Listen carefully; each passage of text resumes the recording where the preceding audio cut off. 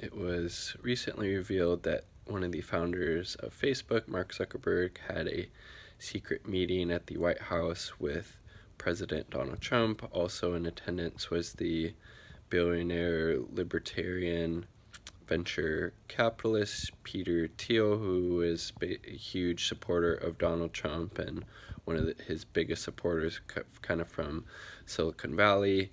Gayle King of CBS News interviewed Zuckerberg and asked him about this meeting, and Zuckerberg was unwilling to divulge anything that was said or took place during this meeting with President Trump, besides to say that, things were discussed that, might have been mentioned in the news about Facebook or something like that. So just very vague generality, and didn't, indicate anything that was said during the meeting.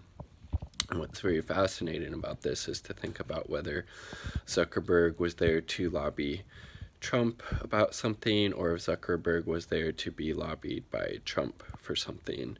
And this type of meeting to me just symbolizes the oligarchic state that we live in, because the average everyday person who's not worth hundreds of millions of dollars or billions of dollars, they're not going to get a closed door meeting with the president, because influence in our society currently, you have to have lots of money and power to get to those people in those positions of power, and Zuckerberg obviously does have that, as he is a multi-billionaire to my understanding, so those doors just immediately open.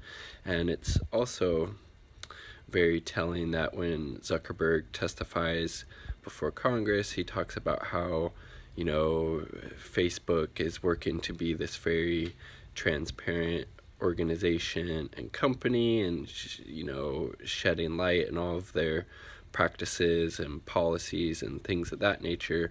But then when he meets with the arguably the most powerful person in the world, that being the president of the United States, he's not willing to divulge at all what was said or discussed by either party at that meeting. So to me, that's just an example of what he says in public is more of just a PR stunt to get the kind of government office back for the various kind of shady things that Facebook has been engaged in throughout the years. And then when it really, if you pardon the phrase, but when the rubber meets the road, that he isn't willing to talk about anything during that meeting with Donald Trump. So obviously lacking any type of transparency in this particular regard. And just, again, another example of why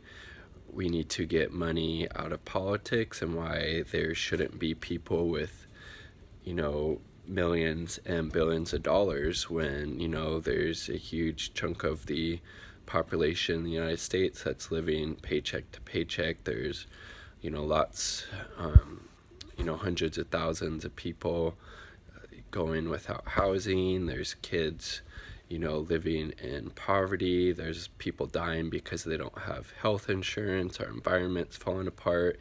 And yet, we allow people to amass these insane amounts of wealth, and then they're able to yield that influence over our government and the people in government, resulting in their interests being put forth that don't benefit the vast majority of us. And I think that's just another example of this case of that happening, unfortunately. But those are my thoughts. I would love to hear yours. That's Clarence's tale. Peace.